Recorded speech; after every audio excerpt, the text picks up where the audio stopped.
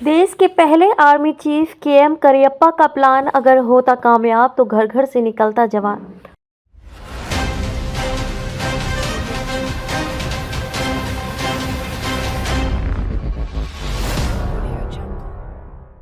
एक बार कल्पना करके देखिए, अगर देश में आम लोगों को भी सेना जैसी ट्रेनिंग दी जाती तो कुछ इजराइल जैसी।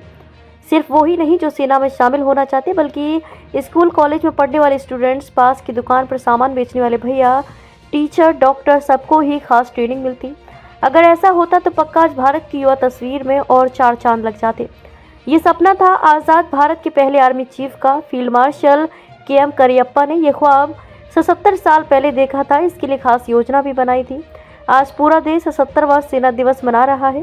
साल 1949 में आज ही के दिन जनरल करियप्पा, बाद में फील्ड मार्शल बने, ने भारतीय थल सेना की कमान संभाली थी। जनरल कोडंडेरा एम करियप्पा ने 15 जनवरी 1949 देश के कमांडर इन चीफ के तौर पर सेना की कमान संभाली थी।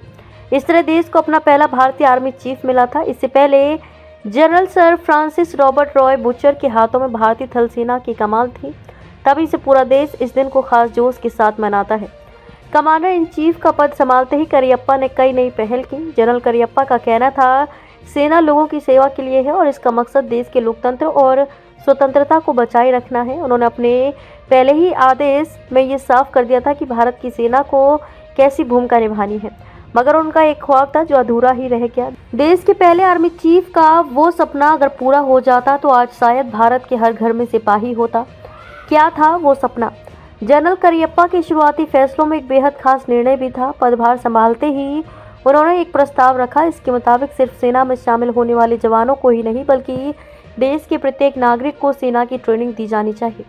उनका मानना था कि इससे आम लोगों में भी अनुशासन बढ़ेगा, जो रोजमर्रा की जिंदगी में काफी काम आएगा।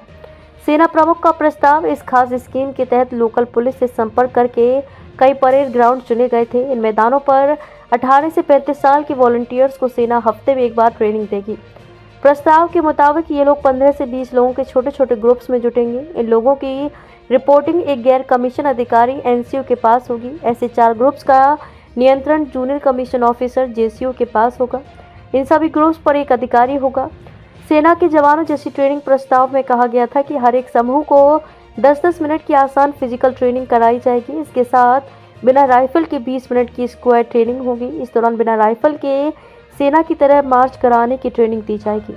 इस ट्रेनिंग में स्वच्छता, हाइजीन और अनुशासन पर भी 20-20 मिनट के सेशन शामिल थे।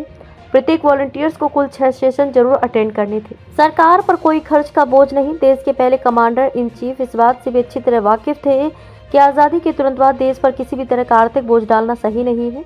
इसलिए इस कार्यक्रम में सरकार से किसी तरह के बजट की मांग नहीं की गई थी।